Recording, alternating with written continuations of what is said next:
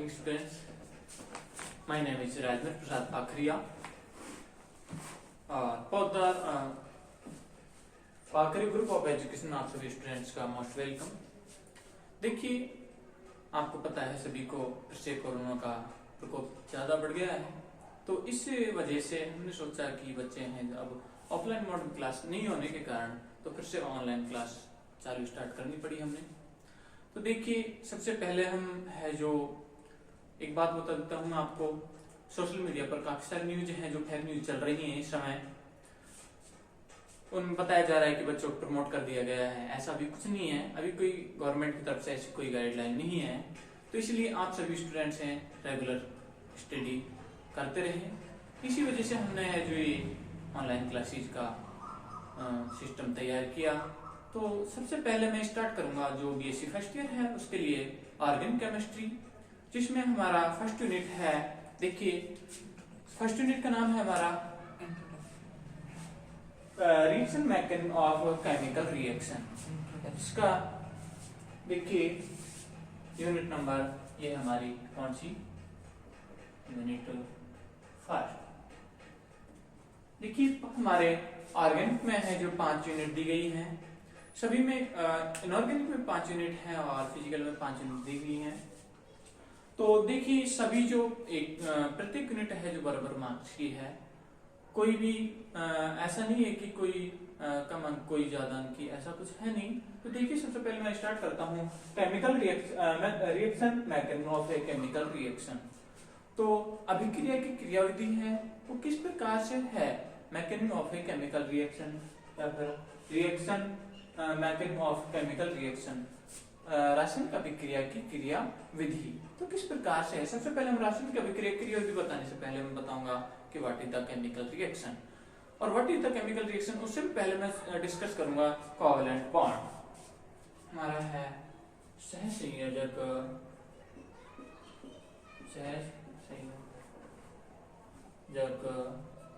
बंध, जिसे हम इंग्लिश में कहते हैं कोवैलेंट बॉन्ड। देखिए, सहसंयोजक बंध किसे कहते हैं। सहसंयोजक बंध का मतलब होता है कि दो परमाणुओं के मध्य साझे के इलेक्ट्रॉन युग्म का पाया जाना। मान लीजिए ये कोई ए एटम है और ये कोई बी एटम है।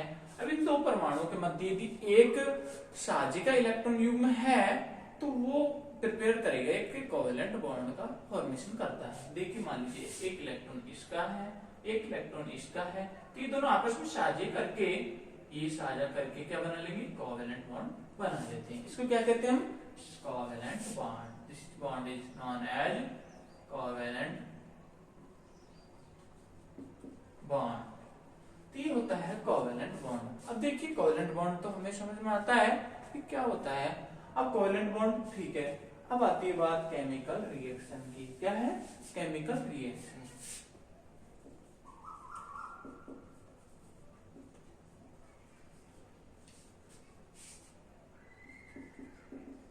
केमिकल रिएक्शन जिसे हम हिंदी में क्या कहते हैं, रासायनिक अभिक्रिया। तो रासायनिक अभिक्रिया किसे कहते हैं। देखिए, रासायनिक अभिक्रिया हम उसे कहेंगे जिसमें क्या हो, क्रियाकारक अणुओं के मध्य पुराने बंधों का टूटना तथा अभिकारक अणुओं के मध्य नए बंधों का बनना ही क्या कहलाती है, केमिकल रिएक्शन। मान लीजिए, देखिए मैं लिख देता हूं इधर डेफिनेशन इसकी। क्रियाकारक अणुओं के मध्य क्रियाकारक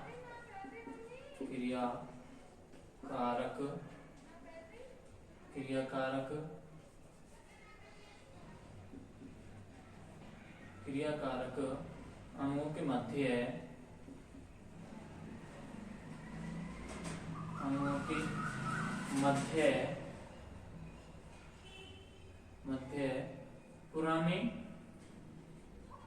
पुराने बंधों का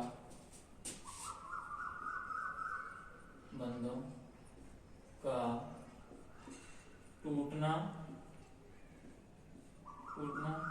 तथा नए बंधों का बनना, नए बंधों का बनना ही रासायनिक अभिक्रिया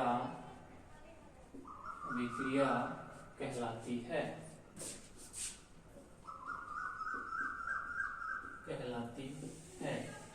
मान लीजिए फॉर एग्जाम्पल के लिए लेते हैं, मान लीजिए यहाँ पर लेते हैं, मान लीजिए ए बी और दूसरा कंपाउंड मान लीजिए सी एंड डी। देखिए ये हमारे क्या है, क्रियाकारक अणु। क्या है? क्रियाकारक अणु है। क्या है भैया? क्रियाकारक अणु।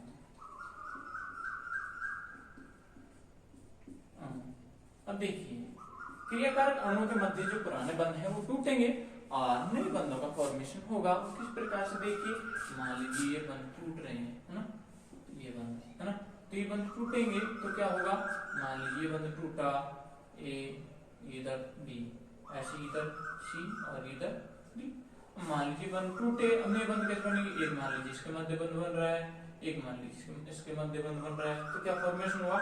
बी एंड सी प्रोडक्ट बना एक दूसरा, और दूसरा कंपाउंड क्या बना? सी, ए और डी। एक क्या बना? बी और सी, दूसरा क्या बना? ए और डी। तो देखिए ये है केमिकल रिएक्शन। इसमें क्या प्रोडक्ट बना? एक तो बी और सी कंपाउंड बना, एक दूसरा बना ए और डी। तो इस प्रकार से पुराने बंधों का, क्रियाकारक अणुओं के मध्य पुराने बंधों का टूटना तथा उत्पाद अणुओं के मध्य नए बंधों को बनना ही क्या कहलाता है? रासायनिक अभिक्रिया कहलाती है। अब देखिए ये तो हमारी रासायनिक अभिक्रिया की परिभाषा। अब देखिए रासायनिक अभिक्रिया में हमें पता है बंध टूटता है। क्या होता है? क्रियाकारक अणुओं के मध्य क्या होता है? बंध टूटता है। तो किस प्रकार से टूटता है? तो ये जो केमिकल रिएक्शन में बंध टूटता है वो दो प्रकार से टूटता है। एक होता है, देखिए मैं लिख देता हूँ इधर, किसी रासायनिक अभिक्रिया में जो बंध टूटता है वो कितने प्रकार से टूटता है? दो प्रकार से। रासायनिक बंध का टूटना, क्या लिखे हमने यहाँ पर? हेडिंग डालते हैं, क्या है? रासायनिक बंध का टूटना।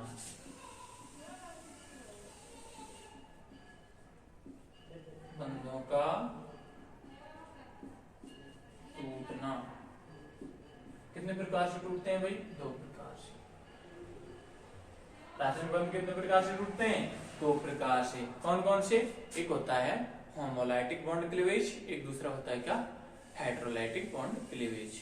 अर्थात एक होता है, हमें होमोलाइटिक बॉन्ड क्लीवेज कहते हैं क्या? समांश बंध विखंडन। क्या कहते हैं भाई? समांश बंध विखंडन। समांश बंध विदलन क्या बोलते हैं? दूसरा क्या है? विषमांसन बंध विदलन। क्या है भाई? विषमांसन बंध विदलन।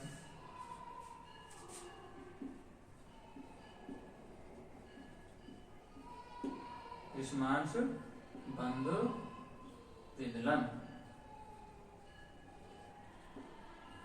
इसको क्या कहते हैं? इंग्लिश में क्या कहते हैं?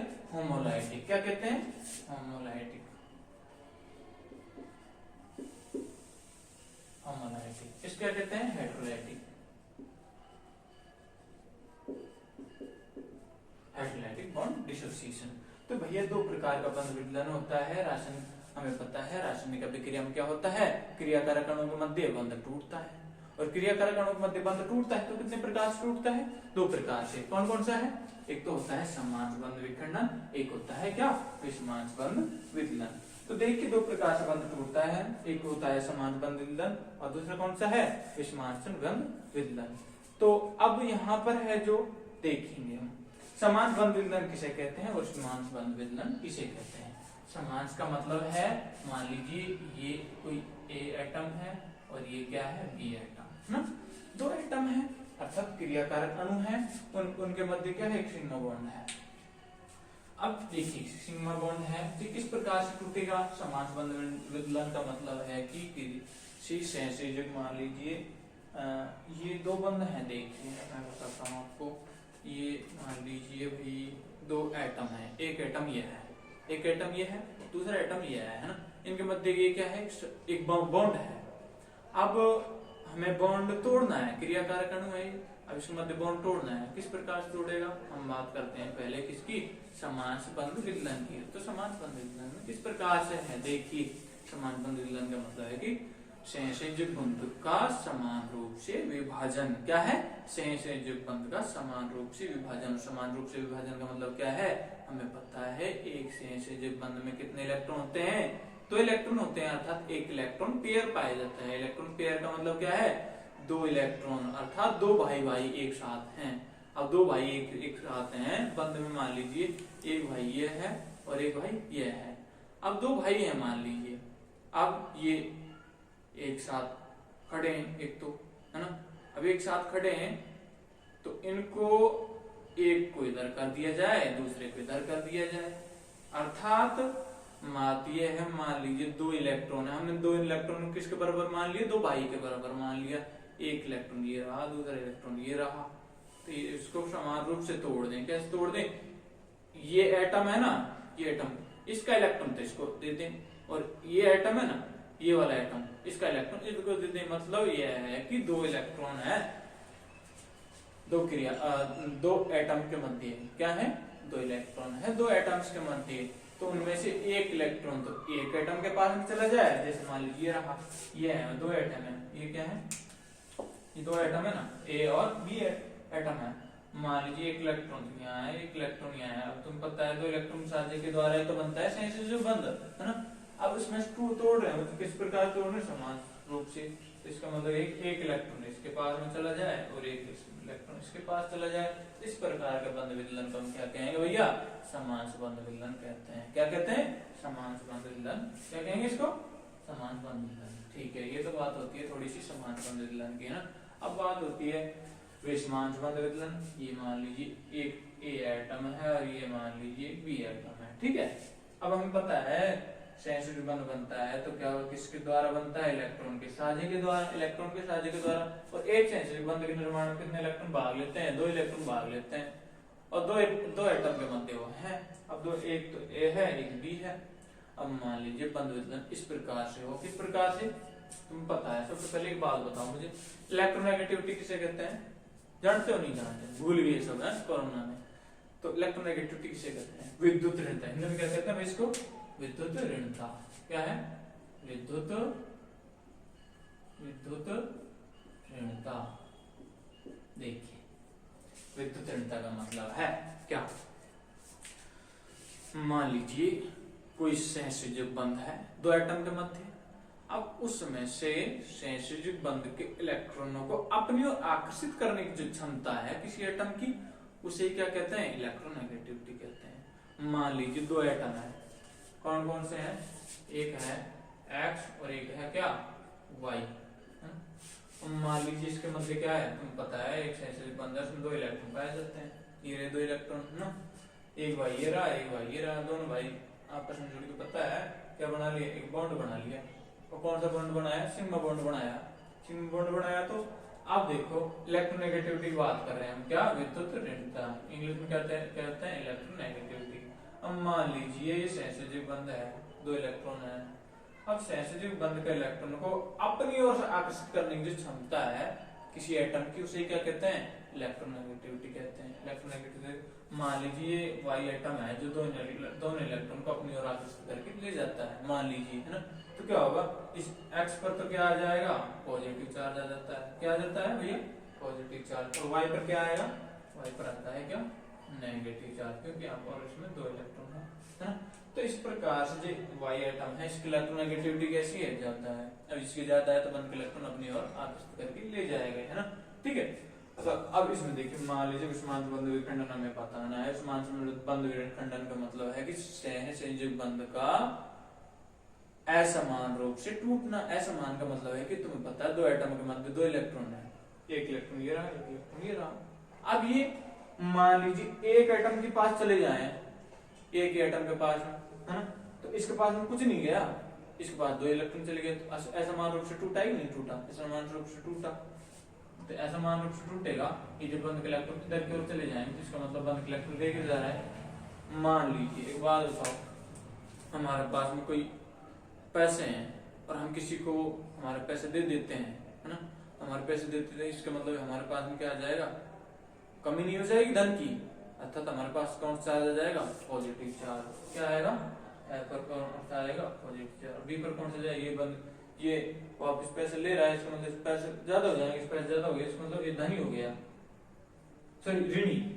मान लीजिए जो पैसे लेता है उसे क्या कहते हैं, ऋणी कहते हैं, जो देता है वो धनवान होता है ना, तो धनवान के ऊपर कौन सा चार्ज आया, धन चार्ज आया।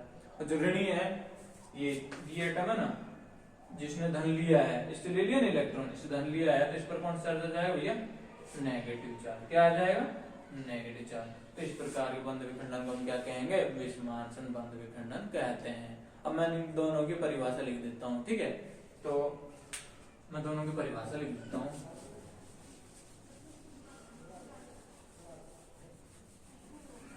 आपको आसानी से है जो सारी चीज क्लियर होती जाएंगी एक एक, है ना। ये तो इंट्रोडक्शन है हमारा, है ना, केमिकल रिएक्शन का।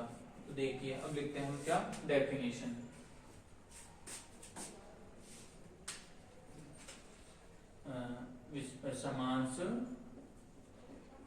समांश बंध विदलन, इंग्लिश में क्या कहते हैं भैया, अभी मैंने बताया था ना, भूल गए, बोले कि नहीं भूले। अब क्या बताया था मैंने, समांश बंध विदलन को बताया था क्या, होमोलाइटिक बॉन्ड क्लीवेज। क्या बताया था मैंने, होमोलाइटिक बॉन्ड क्लीवेज। मैं लिख देता हूँ इधर ना, मुझे लगता है भूल जाओगे शायद।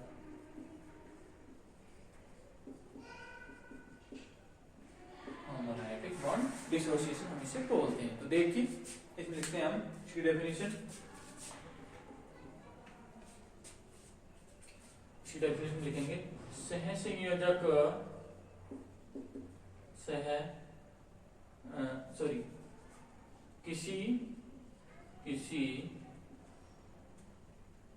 किसी अणु में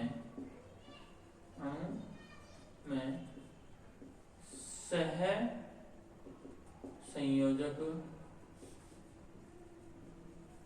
किसी अणु में सहसंयोजक बंध का समान रूप से विदलन ही समांश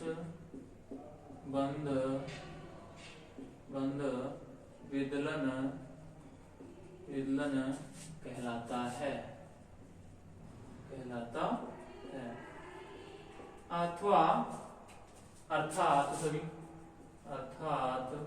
अर्थात दो समान विद्युत ऋणता वाले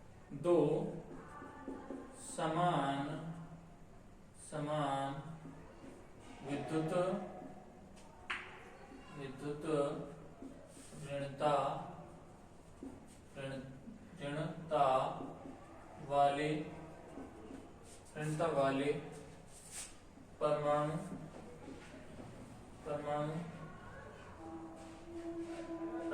समान, में दोबारा बताते हैं हम इसको, किसी अणु में सहसंयोजक बंध का समान रूप से विदलन ही समांश बंध विदलन कहलाता है। अर्थात दो समान विद्युत ऋणता वाले परमाणुओं में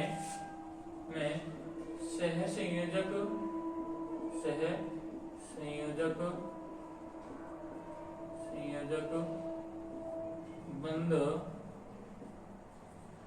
बंध इस प्रकार से टूटे कि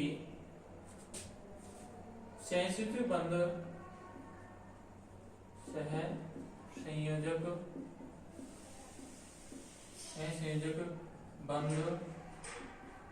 के सहसंयोजक बंध का एक इलेक्ट्रॉन एक परमाणु के पास तथा दूसरा इलेक्ट्रॉन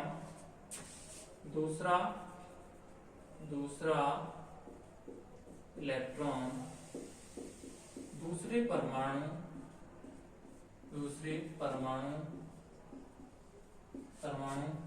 के पास चला चला जाए जाए या फिर जाता जाता है। देखिए फिर से मैं बता देता हूं इसको। समान संबंध विकलन किसे कहते हैं? किसी अणु में क्या है?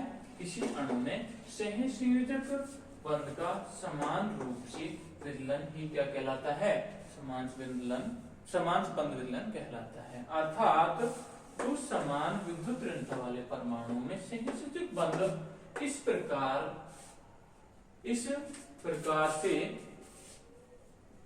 प्रकार से टूटे कि सहसंयोजक बंध का एक इलेक्ट्रॉन क्या है? मान लीजिए ये मैंने अभी बताया ना तुम्हें, ये एक ए है, ये क्या है? बी है। पता है तो परमाणु के मध्य एक इलेक्ट्रॉन के साथ को ही क्या कहते हैं? सहसंयोजक बंध कहते हैं। अब सहसंयोजक बंध हम तोड़ रहे हैं, और तोड़ किस प्रकार से रहे? समान संबंध विखंडन प्रकार से, है ना। तो देखिए एक इलेक्ट्रॉन तो क्या करेगा? एक परमाणु के पास चला गया। मान लीजिए एक इलेक्ट्रॉन किसके पास चला गया? ये इलेक्ट्रॉन चला गया किसके पास? इसके साथ ना। और इलेक्ट्रॉन कहाँ चला? दूसरा इलेक्ट्रॉन ये रहा ना सहसंयोजक बंध का, तो ये किसके साथ चला जाए? दूसरा परमाणु के पास। इस प्रकार से, तो इस प्रकार के बंध विकलन क्या कहेंगे भैया? हम समान बंध विकलन कहते हैं। ये लो, ये बी, है ना। अब तुम्हें पता है समान बंध विकलन के द्वारा स्पीशीज जो बनती है उसे क्या कहते हैं? हम क्या कहते हैं? मुक्त मूलक। क्या कहते हैं? मुक्त मूलक।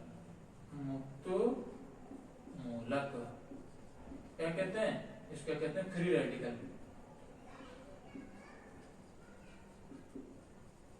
क्या कहते हैं इंग्लिश में? क्या कहते हैं मुक्त मूलक को? Free radical. ठीक है, तो भैया ये होती है आज हमारी फर्स्ट क्लास ना। ये तो हमने बेसिक इंट्रोडक्शन बताया है ना।